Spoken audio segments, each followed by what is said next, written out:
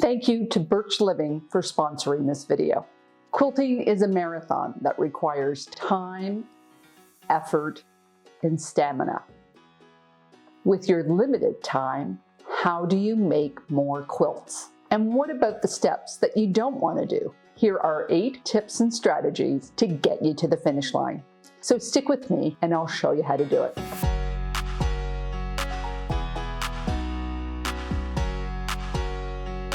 Hi, I'm Karen Brown of Just Get It Done Quilts. I give you tips, tricks, and strategies to help you make the quilt that you want to make. And if you like what you see, please hit that subscribe button. There are so many amazing quilting fabrics and patterns out there. You see them on social media, at quilt shows, in magazines, and at your local quilt guild's show and tell. And you just want to make them all. And that's one reason why our stashes become so big. And large stashes lead to a subconscious pressure to make more quilts. And unfortunately, stress of any kind just slows you down. Here are 8 strategies to follow to make more quilts. If you don't go any farther than this, just know it's not about quantity. It's about finding projects that fill your bucket. Not only is quilting fun, quilting is good for you. Not only do you get to use that underutilized side of your brain, quilting fills you with purpose to envelop yourself, your family, and your community with warmth and love. Take the time to find the projects that you really want to start and to see through to the end. And that might mean more planning, more practicing, and less buying. Remember, just because you enjoy quilting doesn't mean it's effortless. Quilts have value, so value your effort. If you've ever suffered from a sewing rut, or rather watch a Netflix movie than use your sewing room, or lost your SEWJO, one of the first things you should check in with is, are you overtired? And even if you force yourself to pick up your sewing project, a sewing session with a tired brain is almost always full of sewing mistakes, stitch ripping, and less than stellar results. So get more rest. And that means going to bed early. Sleep is such a vital component of overall well-being and health. But sleeping is not always easy. Personally, I have a lot of monkey brain at night, so I use a sleeping mask to cut out the light. I also listen to a nonfiction audiobook to distract my thoughts. And since I found myself waking up all tight and clenched from sleeping on a lumpy bed, I recently changed my mattress. Birch Premium is a mattress in a box company that make mattresses and sleep products that are stylish, comfortable, and environmentally friendly. It comes rolled up in a box and it is super easy to set up yourself. Birch makes organic, non-toxic mattresses right here in North America and recently introduced the Birch Luxe mattress, made from organic cashmere, New Zealand wool, fair trade cotton, and 100% natural latex. Mine was a king, and I was amazed at how quickly it was ready to sleep on. Birch delivers right to your door, and it's free delivery in the US. And oh boy, what a difference. With 8 different layers, the Luxe mattress was made with breathability and support in mind. The mattress has over 1,000 individually wrapped steel coils that cradle your body and limit motion transfer. My husband and I are big people and we like a firm mattress, and we were a little bit nervous about ordering online without testing it out first. With Birch, you get a 100-night sleep trial as well as a 25-year warranty. If you don't love it, they'll pick it up from you and you'll get a full refund. I've had our mattress now for over 2 months and I can feel a real difference in how easily I fall asleep and how well rested I feel in the morning, with none of the shoulder tightness that I felt before. And honestly, I now realize that I should have gotten it ages ago.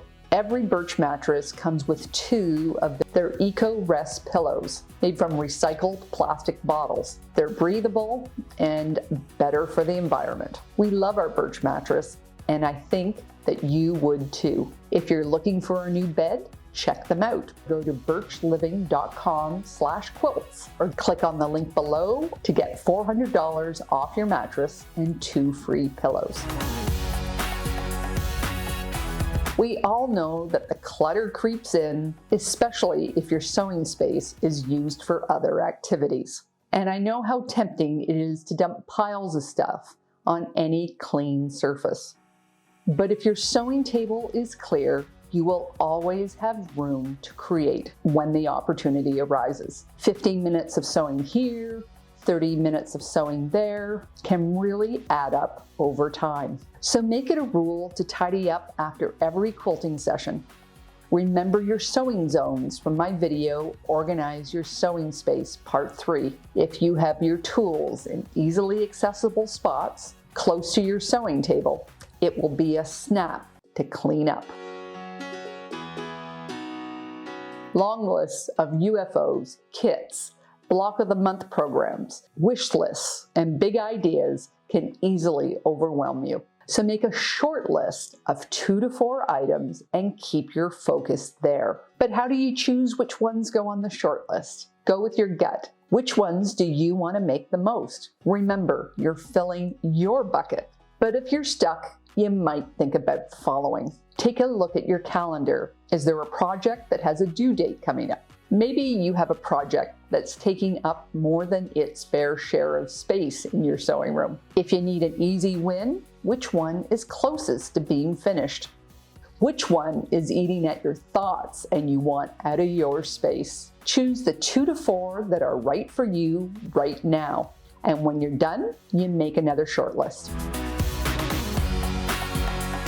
Quilting is a marathon, and we can easily be overwhelmed by the whole process. Often, we rather not start because we know how much effort we will need to put in to get us to the finish line. But remember, we do not need to run this race all at once. Set your timer and run it in 30-minute bursts. You'll also be more focused as well. Then use a tracker if necessary to watch your progress. They can be simple checklists, coloring pages, or ones that you design yourself. Remember, steady always wins.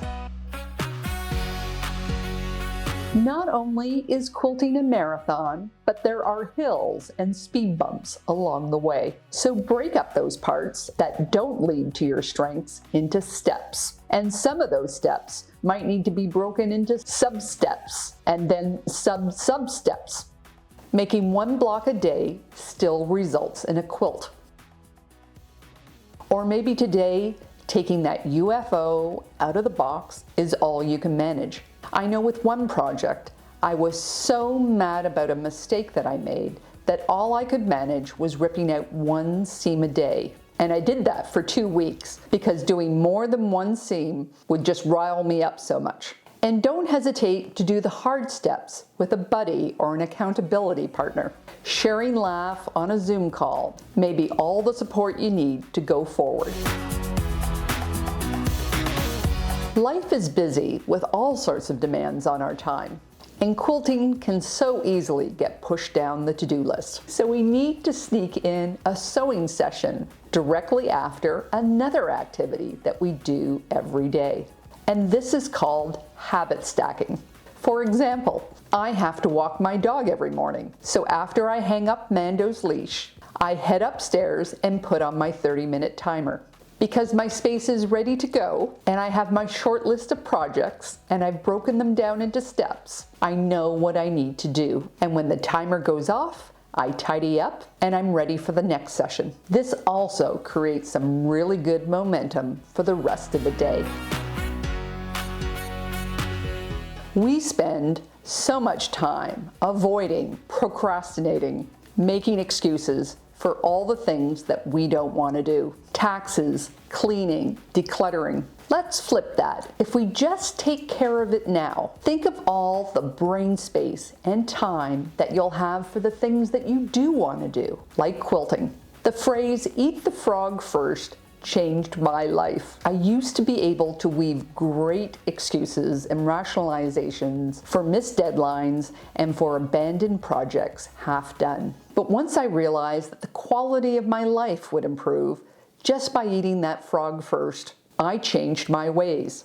Eating the frog first is hard, and often I have to break it down into 30-minute steps or sometimes even 5. But getting them done and out of the way means I have more guilt-free time for quilting, creativity, and fun.